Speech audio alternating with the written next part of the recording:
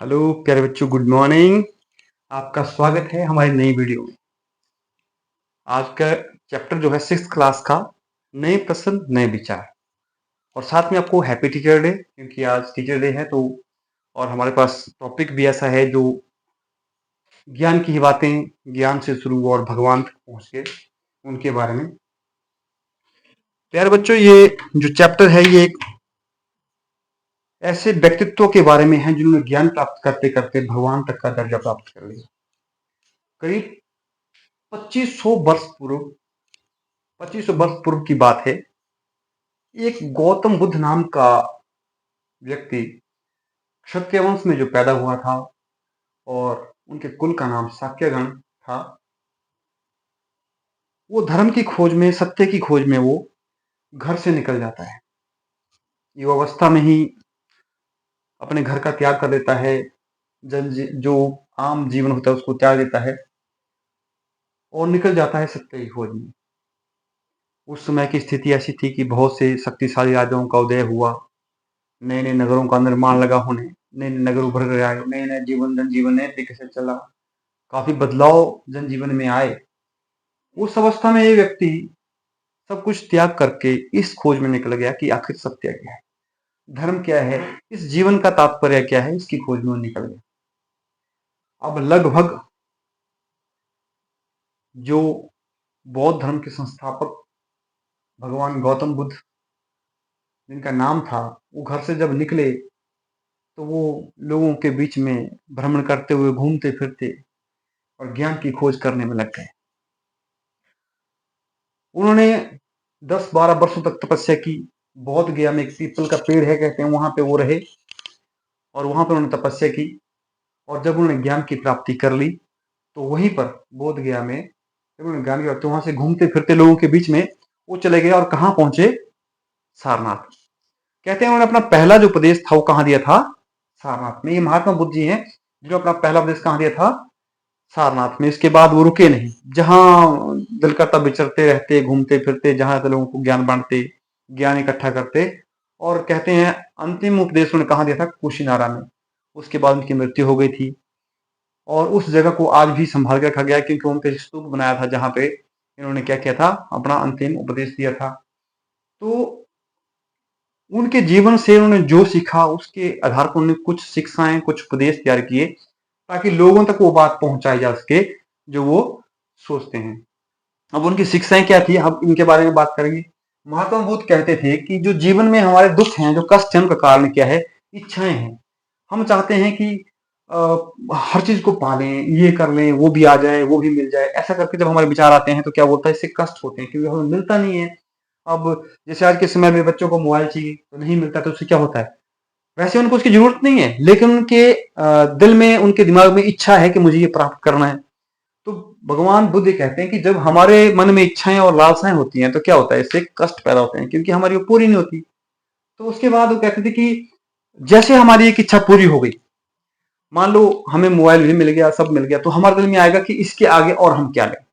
गाड़ी लें, है ना, बड़ा सा घर बनाए, बड़ी गाड़ी लें, है ना, बड़े बड़े सपने हम देखने लगते हैं। ये और अधिक पाने की जो लालसा है, ये सब भी दुख का कारण है। तो बोलते हैं कि इन सब से जो खुद को मुक्त करने का तरीका क्या है? बुद्ध जी कहते हैं कि आत्म आत्म संयम, खुद के ऊपर कंट्रोल करो, खुद की जो इच्छा है उनको नियंत्रित कर लो, आत्म संयम करो, जिससे क्या होगा कि आपके कष्ट कम हो जाएंगे, क्योंकि इच्छा नहीं रहेगी तो कष्ट भी नहीं रहेंगे। और उसके बाद वो कहते थे कि दया भावना, हर जीव के लिए आपके दिल में क्या होनी चाहिए? दया भावना होनी चाहिए। चाहे वो ऐसा हो कि मनुष्य हो तो हम मनुष्य से दया भावना करें, बाकी जीव जंतुओं के साथ हम अत्याचार करें तो वो दया भावना वाली बात उसमें नहीं रहती है। तो हमें क्या करना है? दयालुता, मनुष्यों के साथ साथ जानवरों के प्रति भी दयालुता दिखानी है। और वो कहते थे कि जो कर्म है, जो हमारे कर्म है, हम अच्छे बुरे जो भी कर्म करते हैं, किसी के साथ हम अच्छा बुरा जो व्यवहार करते हैं या किसी के लिए हम बुरा करते हैं, उसका भी प्रभाव जीवन पर पड़ता है, और अच्छा करते हैं उसका प्रभाव भी जीवन पर पड़ता है। तो महात्मा बुद्ध जी मानते थे कि आपको हमेशा अच्छे कर्म करने चाहिए, जिससे आपका जीवन प्रभावित होगा और आपका जीवन अच्छा बनेगा। तो वो कहते थे कि कर्म का जीवन के ऊपर बहुत ज्यादा सच में प्रभाव है। और वो उसके बाद ये भी कहते थे कि ये बातें ऐसा नहीं कि मैं कह रहा हूं तब मान लो, महात्मा बुद्ध कहते थे कि ये बातें जो मैं बोल रहा हूँ, ये मैं बोल रहा हूँ इसलिए मत मान लो आप। इन बातों का आप स्वयं ध्यान करो, आप समझो इन बातों को कि क्या ये चीजें होनी चाहिए कि नहीं होनी चाहिए। तो बोलते थे अपने बुद्धि, अपने विवेक का इस्तेमाल करो, फिर मेरी जो शिक्षाएं, जो मेरा ज्ञान, जो मैं आपको उपदेश दे रहा हूं, उनको आप मानो। ऐसे ही उनके जीवन की एक और कहानी है जो उन्होंने मतलब उनके प्रैक्टिकल हुई। एक माँ थी जिनका नाम कीसा गौतमी था। उनके बच्चे की मृत्यु हो जाती है और वो उससे बहुत प्रेम करती हैं और वो बच्चे को गोद में उठाकर नगर की सड़कों पर जो रास्ते वहां भटकती है, रोती चिल्लाती है, लोगों को कहते हैं कि कोई मेरे बेटे को जिंदा कर दो, कोई मेरे बेटे को जिंदा कर दो, और क्या मैं आपका उसका धन्यवाद करूंगी, किसी तरीके से इसको जीवित कर दो, मैं इसके बिना नहीं रह सकती। तो एक कोई व्यक्ति होता है, वो बोलता है कि आपको जो है महात्मा बुद्ध के पास जाना चाहिए। वो आपको क्या करेंगे, वो आपको बताएंगे कि वो क्या कर सकते हैं, वो जीवित कर सकते हैं, नहीं कर सकते हैं, जो भी वो कर सकते हैं वो आपको आपके लिए पक्का करेंगे, उनको ज्ञान की प्राप्ति हो चुकी है। तो वृद्ध माँ जो थी वो कीसा गौतमी जी चलेगी बुद्ध के पास, बोला कि प्रभु ऐसे से मेरा पुत्र मर गया है और मुझे ये बच्चा जिंदा चाहिए, इसके बिना मैं कैसे जीवन व्यतीत करूंगी। तो महात्मा बुद्ध जी ने बोला ठीक है, इसको यहाँ रखो और मैं आपके बच्चे को जीवित कर दूंगा, पर आपको एक काम करना पड़ेगा उसके लिए। वो बोलती हैं प्रभु बोलिए। तो बोलते हैं कि ऐसा करो, जाओ एक मुट्ठी सरसों के बीज लेके आओ। तो किस्सा गौतमी जी बोलती हैं ठीक है मैं लाती हूँ। चलती हैं, तब माता बुद्ध जी पीछे से आवाज लगाते हैं कि लेकिन माता ध्यान रखना कि जहां से बीज लाओ, जिस घर से तुम बीज लाओ, उस घर में किसी की मृत्यु नहीं हुई होनी चाहिए। अगर वहां मृत्यु हुई है तो वहां से बीज आपने नहीं लाने। तो किस्सा गौतमी जी एक दरवाजे से दूसरे, दूसरे से तीसरे, और ऐसे पूरे नगर में घूम जाती है कि मुझे कोई सरसों के बीज दे दो जिसके घर में मृत्यु ना हुई हो। लेकिन वो जिससे पूछती उसके घर में किसी के माता पिता, किसी के भाई बहन, किसी के बच्चे, किसी के बहन भाई, चाचा चाची, दादा दादी, किसी ना किसी की मृत्यु तो हुई है। तो वापिस आती है, बुद्ध जी के पास आती है कि प्रभु ये तो संभव ही नहीं है। तो वो कहते हैं कि उनको जो चाहते थे वो समझाना उनको, माता जी को, वो बताते हैं कि आप क्यों निस्संदेह, आप बिना किसी चीज के, आप किसी की मृत्यु को इतनी ज्यादा महत्व दे रही है, क्योंकि जन्म मरण तो ये निश्चित है जिसको हम नहीं बदल सकते, और सब हम एक परमात्मा के ही स्वरूप हैं। ये सब परमात्मा और आत्मा जो है एक ही है। तो आप ये बिलाप बंद करो और जो है क्या करो, सत्य की खोज में मेरे साथ एक सुचारू जीवन, अच्छा जीवन व्यतीत करो, ठीक है। तो इसके साथ साथ ही क्या होता है, अभी बौद्ध धर्म तो था ही, अब इसके साथ एक और हमारे तपस्वी हुए जिनका नाम था जिनका नाम था वर्धमान महावीर, जिन्होंने जैन धर्म की स्थापना की थी। वो भी 2500 वर्ष पूर्व पहले ही, वो भी साथ में लगे हुए थे, और वो 24वें अंतिम तीर्थकर माने जाते थे जैन धर्म के। बज्जी संघ के लिच्छवी कुल के क्षत्रिय राजकुमार थे वो भी। अब 30 वर्ष की आयु, इन्होंने भी अपना घर छोड़ दिया, 30 वर्ष की आयु हुई इनकी, इन्होंने सब कुछ त्याग दिया और उसके बाद जंगल में चले गए। ये जंगल में गए और 12 वर्ष तक अकेले जिए, कोई साथ में नहीं, एकांत जीवन जिया, और 12 वर्ष तक क्या किया, कठिन तपस्या की। और जब ज्ञान की प्राप्ति हो गई तो इन्होंने भी लोगों के बीच में अपना ज्ञान प्रचार किया, पैदल चले, लोगों के बीच में घूमे, लोग इनके साथ चलते, इनसे ज्ञान लेते, देते रहते और लोगों को बताते कि जीवन में क्या करना चाहिए। इनकी भी कुछ शिक्षाएं थी जो आपको बताना चाहिए, आपको पता होनी चाहिए। तो उनकी शिक्षाएं थी कि सत्य की खोज करने वाले जो लोग हैं, वो स्त्री हो या पुरुष, उनको क्या करना चाहिए, सब कुछ छोड़ना चाहिए, उनको गृह त्याग, घर का त्याग करना चाहिए और अकेले रहना चाहिए, ताकि उनको सत्य का ज्ञान प्राप्त हो सके कि जीवन का असली लक्ष्य क्या है।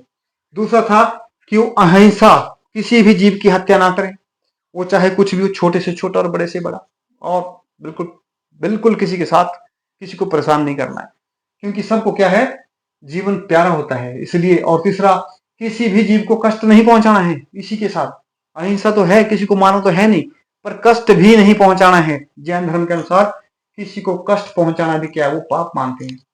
और सभी के, और उनका मानना था कि जितने भी जीव वो चाहते हैं वो जिए, उनको भी जीवन से प्यार है। जैसे कोई चाकू लेके किसी के सामने जाता है वो डरता है, क्योंकि उसको अपने जीवन से प्यार है। हम जानवरों को मार देते हैं किस स्वाद के लिए, है ना। तो क्या उन्हें अपने जीवन से प्यार नहीं है। तो उनकी शिक्षा में था कि जीवनों को, उनको भी जीने का, जीवों को भी जीने का अधिकार है उनको, यार उनको जो है उनको जीने दिया जाए। उनको तंग ना किया जाए। और उसके बाद वो कहते थे कि कुछ नहीं करना है, केवल भिक्षा मांग के ही अपने जीवन व्यतीत करना है। तो सारे तो भिक्षु बन नहीं सकते, तो कुछ भिक्षु बन गए और कुछ भिक्षा देने वाले बन गए। तो उन्होंने कहा कि जहां से मिलता है भिक्षा लो, पर किसी जीव को तंग मत करो, क्योंकि तंग करने का मतलब भी क्या है आपका, वो भी पाप में ही आ जाता है। उसके बाद बोलते थे कि पूरी ईमानदारी से रहना है। ईमानदारी, जो भी काम आपको मिला है, जिस काम के लिए आपको रखा गया, वो काम अपने पूरी ईमानदारी से करना है। और चोरी तो कतई करनी ही नहीं है। चोरी तो उनके शिक्षा में बहुत ही ज्यादा उसको मना कर रखा था कि चोरी के बारे में सोचना नहीं कि ये चीज ले लेता हूं मर्जी से, बिना पूछे कोई चीज लेनी है, सब चीजों का क्या करना है। और पुरुषों के लिए तो उनका आदेश था कि वो घर छोड़े, रिश्तेदार छोड़े, सब संपत्ति छोड़े और कपड़े भी छोड़ दें, बिल्कुल नग्न अवस्था में, और सब कुछ उनको त्यागना चाहिए। अब जैन शब्द से ही एक जिन शब्द की उत्पत्ति ही, जिन जिन शब्द की उत्पत्ति हुई, उसका मतलब था विजेता। वो आपकी किताब में ही आया है, आप जब उसको पढ़ेंगे तो आपको मिल जाएगा। अब समस्या ये थी कि धर्म तो बहुत अच्छा था, विचार भी बहुत अच्छे थे, सबके लिए थे, भले की बात थी, लेकिन किसान लोग इस चीज को नहीं मान सकते थे।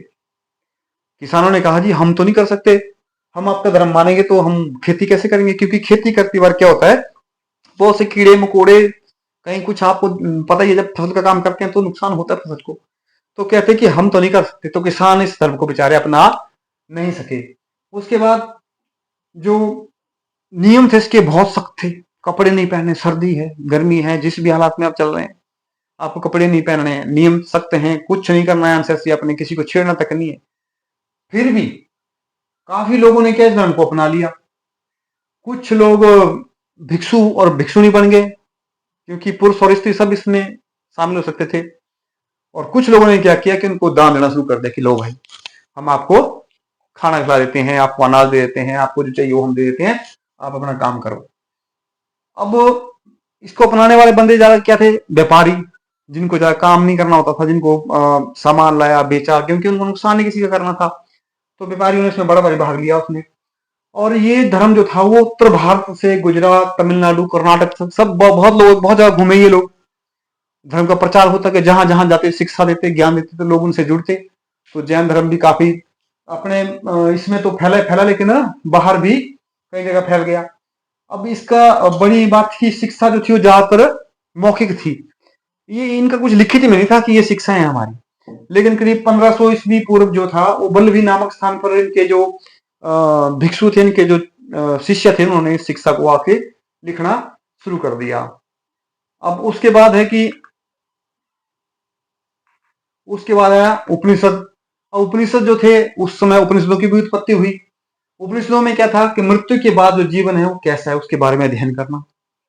अब अध्ययन कर रहे हैं तो कुछ ना कुछ तो निकालने की कोशिश करते हैं कि मान लो कुछ ना कुछ तो होगा, क्या बंदा मर जाता है, हम उसके लिए पूजा पाठ करते हैं, हवन यज्ञ करते हैं, है ना, श्राद्ध करते हैं, तो उसका महत्व क्या है। तो इसके लिए उनके जो मन में था, लोगों के बहुत से ऐसे विचारक थे, बहुत ऐसे लोग थे ज्ञानी, जो चाहते थे कि इसके बारे में ज्यादा गहराई से अध्ययन किया जाए। तो वो सोचते थे कि इसके बारे में, मृत्यु के बाद जीवन जो है उसके बारे में क्या क्या हो सकता है, उसके बारे में हम अध्ययन करेंगे।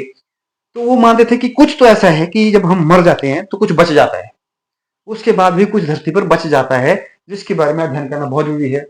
अब वो मानते थे कि आत्मा और ब्रह्म, जिसने सृष्टि का निर्माण किया है, ब्रह्म मतलब जिसने देवी देवताओं निकलो, हम सब का, धरती का, सब चीजों का निर्माण किया है, वो और आत्मा एक ही है।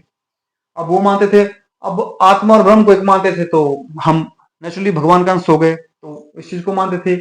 अब उपनिषद का जो अर्थ है वह गुरु और शिष्य का साथ बैठ करके विचार विमर्श करना। अब उपनिषदों में जो कहानियां हैं वो क्या है, गुरु और शिष्य का वार्तालाप ये है। उसमें बातें हैं जिसमें कहा गया कि हाँ जी ऐसा कैसे हुआ था, जी ऐसा है, आत्मा परमात्मा से मेल खाती है, कारण क्या है, ये बातें जब उसमें लिखी गई हैं, तो क्या है, उपनिषद का जो मेन अर्थ है उपनिषद का वो है शिष्य और गुरु का साथ में बैठना। अब इस चर्चा में जो भाग लेते थे, भाग लेने वाले, जब उपनिषद में जब चर्चा होती थी तो भाग लेने वाले कौन कौन थे, उसमें राजा होते थे, या बड़े बड़े ब्राह्मण होते थे, या बड़े बड़े ज्ञानी लोग जो होते थे वो होते थे, है ना, या बड़े विद्वान। स्त्रियां भी इसमें भाग लेती थी, लेकिन कब, वो उनके लिए अलग से एक गार्गी दरबार, एक गार्गी नाम की स्त्री थी जिनके नाम पे गार्गी दरबार होने लग गया। स्त्रियों को भी मौका देगा कि आप भी अपना ज्ञान जो आपके पास है वो यहाँ पे हमारे साथ वाद विवाद में प्रयोग कर सकती हैं, अपनी विद्वता को दिखा सकती हैं। लेकिन गरीब लोग इसमें नहीं आ पाए, क्योंकि गरीब बेचारा रोटी का करेगा या फिर धर्म के बारे में या किसी चीज के बारे में ज्ञान प्राप्त करेगा। तो गरीब लोगों का इसमें थोड़ा सा कम रुचि रही और उपनिषदों में उनका नाम थोड़ा सा कम आया कि उन्होंने इसके बारे में क्या किया क्या नहीं किया। अब उसके बाद ऐसे ही गरीबों की अगर बात करें तो कुछ गरीबों में एक नाम ऐसा भी है जिसका नाम था सत्यकाम जाबार। एक दासी का पुत्र था, उसके मन में भी सत्य की खोज करने की इच्छा जागी। उसने बोला कि मुझे भी सत्य की खोज करनी है, पर उसे कोई भी गुरु से अपना शिष्य ना बनाए। अब लेकिन एक ब्राह्मण था, उसका नाम गौतम था, उसने क्या किया, उसे अपना शिष्य बना लिया। और बाद में क्या हुआ, जो ये था सत्यकाम जम्बाल जाम्बाल जो था वो एक बड़ा विचारक बना। उसने भी उपनिषदों में काफी ज्ञान अपना जो था वो डाला और बड़ा प्रसिद्ध हुआ। उसके बाद शंकराचार्य हुए। शंकराचार्य ने क्या किया, इसमें और ज्यादा इसका विकास किया। जो इसकी बातें थी उनको और आगे तक लेके गए, उनको और रिसर्च किया और अध्ययन करके और अच्छी बातें निकाल के उपनिषदों में डाली। अब उसके बाद क्या हुआ, अब दोनों धर्म की स्थापना तो हो गई, बौद्ध धर्म की भी और जैन धर्म की भी। अब समस्या थी कि जब ये लोग घर छोड़ के जाएंगे तो जाएंगे कहां। तो इसके लिए क्या हुआ, एक संघ की स्थापना हुई, क्योंकि महावीर जैन और बुद्ध दोनों का ही मानना था कि जब हम क्या करेंगे, जब हम घर त्याग देंगे तभी हम ज्ञान की प्राप्ति होगी। तो जब घर त्याग दिया तो वो जाएंगे कहां, कहीं तो जाएंगे ना। तो इसके लिए एक संघ नामक संस्था बनाई गई जिसको संघ कहा गया। संघ में क्या किया गया, इसमें दोनों तरह के लोग आते थे, इसमें स्त्री और पुरुष वो सब आते, लेकिन रहने की व्यवस्था अलग, स्त्रियां अलग रहती और पुरुष अलग रहते। और आने के लिए सबको अलाउड था, कोई भी जिसके दिल बोलते कि मैंने ज्वाइन करना है धर्म को, जैन धर्म के पास आना है मैंने तो क्या करना, या बौद्ध धर्म में आना, तो सबको आना अलाउड था। लेकिन उसकी शर्तें क्या थी कि बच्चे जो माता पिता से परमिशन लेके आएंगे, उनकी आज्ञा से आएंगे, पूछ के आएंगे, बिना पूछे कोई नहीं आएगा। जो दास थे, जो नौकर चाकर होते थे, खरीद के रखे थे लोग, पहले दास होता थी, तो वो क्या करते थे, वो मालिक को पूछ के आएंगे, प्रभु मैं जा रहा हूं और मेरा तो अब उसमें मन लग गया है, वो आज्ञा देंगे तभी आपने ज्वाइन करना है। राजा के जो काम करने वाले थे राजा के पास, वो राजा को पूछ के आ सकते थे कि हमने जी वहां जाके शिक्षा या वहां पे ज्ञान प्राप्त करना है, हमने वहां जाके उनके साथ जुड़ना है। कर्जदार थे, जो जिन्होंने किसी से कर्ज ले रखा था, वो देनदारों को बोल के आते थे। अगर वो बोलते ठीक है भाई कोई बात नहीं, तू मत देना पैसे, तू अगर जा रहा है तो जा, तू भी ज्ञान प्राप्त करके आ जा, तो वो भी जा सकते थे। यहां तक कि पति जो था वो वो भी स्त्री से पूछ के, और स्त्री पति को पूछ के जाती। इसके जब तक किसी को आज्ञा नहीं मिलती वो ज्वाइन नहीं कर सकते थे, मतलब वो जुड़ सकते थे उनके साथ। तो हर किसी को क्या था, आज्ञा नहीं कर सकता थी, छूट नहीं कर सकता था कि मैं जा रहा हूं। अब संघ में जो व्यक्ति आएगा उसके लिए क्या था, बिल्कुल सादा जीवन। सादा जीवन में मतलब आप मांस मदिरा उल्टी सीधी चीजें कुछ नहीं करेंगे, बिल्कुल जीरो। जैसे होता ना कि भिक्षा के ऊपर निर्भर रहना है, अपने चटक भड़क नहीं आपके जीवन में होगी कि जींस की पैंट पहन कर लेके घूम रहे, ऐसा नहीं है। इसके अंदर आपको क्या करना पड़ेगा, सादा जीवन जीना पड़ेगा। और ज्यादा से ज्यादा समय आपने क्या करना है, ध्यान लगाना है, भगवान का ध्यान लगाना है, ज्ञान प्राप्त करने की कोशिश करनी है। और जब एक निश्चित समय होगा कि शाम को आपने भिक्षा मांगनी है, सुबह एक टाइम फिक्स किया जाएगा, उसी समय आपने भिक्षा मांगनी है। उसके अलावा यानी चलते घूमते रहे गांव के बीच में, एक निश्चित समय में आपने जाना है, ये भी इसके बीच में जरूरी था। उसके बाद जो संघ में प्रवेश वाले अच्छा उसके बाद क्या था, जो प्रवेश वाले व्यक्ति क्या कौन कौन थे, इसमें ब्राह्मण थे, क्षत्रिय, व्यापारी, गणिका और दास सब शामिल थे इसमें। ऐसा नहीं गरीब लोग इसमें शामिल थे, गरीब लोग भी इसमें शामिल थे, क्योंकि सबके लिए बनाया गया था कि आपने ज्ञान प्राप्त करना तो आओ हमारे साथ जुड़ जाओ। तो दासों से ज्यादा गरीब कौन होता है, जो लोगों की गुलामी कर रहे हो, पैसों के कारण बिक गए हो। और इसमें आम लोगों को शिक्षा देना और दूसरों की सहायता करना भी बड़ा आवश्यक था। अगर मान लो किसी की लड़ाई होगी तो क्या करते थे, बैठ के करते थे, वहां पे निर्णय लेते थे कि क्या करना है, लड़ाई हो गई है तो निर्णय कैसे करना है। ये सारा क्या था, संघ के बीच में होता। संघ का मतलब बहुत से लोग हैं तो कुछ ना कुछ तो होगा ही, तो हर चीज का निर्णय क्या करते थे, सुधार अपनी तरफ से करते थे। और कई लोगों ने तो जो बुद्ध की शिक्षाओं को लिखा, और वो जो संघ में रहे वहां के बारे में बड़ी अच्छी अच्छी कविता लिखी कि वहां का जीवन बड़ा अच्छा था, अच्छे विचार विमर्श होते थे, अच्छे अच्छे ज्ञान की बातें होती थी, सत्य की खोज करने के लिए उनको सहायता मिली। तो ये सब जो था संघ के बीच में होता था। अब इसके बाद आता है कि संघ के बाद बिहार। बिहार जहां पे ये रहते हैं भिक्षु लोग, कुछ समय के लिए कहीं ना कहीं रुकते हैं, उसको क्या बोलते हैं, बिहार। अब पूरे वर्ष ये चलते रहते थे, कभी यहाँ कभी वहां, कभी यहाँ से चले गए पर्वतों में, पर्वतों से उतर गए केरला में चले गए, उत्तर प्रदेश में चले गए, महाराष्ट्र जहां दिल बोला चले गए। लेकिन क्या होता था, वर्षा ऋतु में जब इनको चलना फिरना मुश्किल था, तो कहीं कुछ दिन के लिए रुक जाते थे। तो जहां रुकते थे उस जगह को क्या वैसे टेम्परेरी बनाया था, गुफा गाफा बना दी, कहीं रुक गए। लेकिन जैसे जैसे अब इन्हें लगा कि यार समय बदल रहा है, समय के हिसाब से कच्चे जो जगह बनाई थी, कच्चे चिड़िया इनके जो अनुयायी होते थे, जो ज्ञान लेते थे इनसे, उन लोगों ने क्या किया कि पक्का बनाना शुरू कर दिया। अभी क्या है, ये पक्की जो जगह बन गई, तो जब वहां पे रुकने लगे तो शरण स्थल को जो था, जो वहां जहां रुकते थे, जहां ये शरण लगते थे कुछ समय के, उसको क्या बोलते थे, बिहार बोलते थे। और ये ऐसा नहीं कि पक्के मकान ही थे, पहाड़ी को खोद कर बनाई गुफा भी हो सकती थी, बड़ी बात नहीं थी, वो भी बिहार में आती थी। और जहां बिहार बनाए जाते थे, वो ये किसी राजा द्वारा या किसी भूस्वामी जिसके जो जिसके पास बहुत जमीन है, वो क्या करते थे, वो दे देते थे। और जो स्थानीय लोग थे वो क्या करते थे, उनको खाना खिलाते, क्योंकि वो रुकते थे वहां पे। और उसके बदले में क्या लेते थे, ज्ञान प्राप्त करते थे कि भैया आपने घूम घाम कितना ज्ञान प्राप्त किया, हमें भी कुछ दे दो। तो ज्ञान प्राप्त करते थे। अब आने वाली जो समय था, तो ये क्या, जैसे जैसे समय में ये फैलते गए, इनका विचार लोगों में पहुंचते गए, तो वो अपने द्वीप, अपने भारत में, तो भारत में आसपास के महाद्वीपों में कहीं जगह ये फैल गया। जो धर्म के जो विचारों अच्छे लगते हैं लोगों को विचार, तो क्या करते हैं लोग, इसको आगे आगे बताते रहते हैं, तो लोग जुड़ते रहते हैं उसमें। अब इसके बाद आती है हमारी आश्रम व्यवस्था। अभी हिंदू धर्म में जो ब्राह्मण थे, उन्होंने भी क्या किया, जब बौद्ध धर्म और जैन धर्म का इतना प्रचार लगा, उनके दिमाग में आया कि हमने तो कुछ सुधार ही नहीं किया। अब लोगों को तो ज्ञान चाहिए, लोग तो जानना चाहते हैं कि हमारा जो जीवन है उसका मुख्य कारण क्या है, हम क्यों धरती पे आए हुए। तो क्या किया, इन्होंने भी क्या किया, जो ब्राह्मण थे हिंदू समाज में या सनातन धर्म में, उन लोगों ने भी क्या किया, वो भी सत्य की खोज में जब लोगों को देखा भटकते हुए, तो क्या किया उन्होंने, 4 आश्रम में जीवन को बांट दिया। पहला आश्रम था ब्रह्मचर्य, जिसमें क्या कहा, ब्रह्मचर्य मतलब विवाह से पहले आपने किसी को नहीं देखना, ना लड़का लड़की के बारे में सोचेगा, ना लड़की लड़के के बारे में सोचेगी, कोई जीवन के बारे में, कोई विवाह के बारे में नहीं, कोई प्रेम प्रसंग नहीं, केवल मात्र आपने ब्रह्मचर्य का पालन करना है। ब्रह्मचर्य में आपने क्या करना है, वेदों का अध्ययन करना है, आपने अपने शास्त्रों को पढ़ना है। और उसके बाद जब आपने ये कर लिया, तो उसके बाद क्या है, आपका चलेगा गृहस्थ जीवन। उस समय आपने शादी करनी है, शादीशुदा जीवन व्यतीत करना है। वो सारी जिम्मेवारियां जो शादीशुदा व्यक्ति पूरी निभाता है वो करनी पड़ेंगी, आपको विवाह करना है, ठीक है, अपनी पत्नी बच्चों और परिवार का ध्यान रखना है। जब ये भी इसको 25-25 वर्ष की आयु के साथ बांट रखा है, 25 वर्ष ब्रह्मचर्य में रहेंगे, 25 गृहस्थ में रहेंगे, फिर 25 में आप जंगल में चले जाएंगे, जंगल में जाएंगे, सत्य की खोज करेंगे। जब ये भी हो गया आपसे, तो उसके बाद संन्यास लेना है, सब कुछ त्याग करना है और सन्यासी बनना है, ताकि आप मृत्यु से पहले जो है वो परमात्मा का ध्यान ले लें या उस ज्ञान को प्राप्त कर लें जिसके लिए हम धरती पर आए हुए हैं। तो बेटा इस तरह से हमारा ये चैप्टर था, चैप्टर नंबर 6, नए प्रश्न और नए विचार। ये है, मैंने इसको बहुत शॉर्ट और अच्छे तरीके से कोशिश की आपको समझाने की।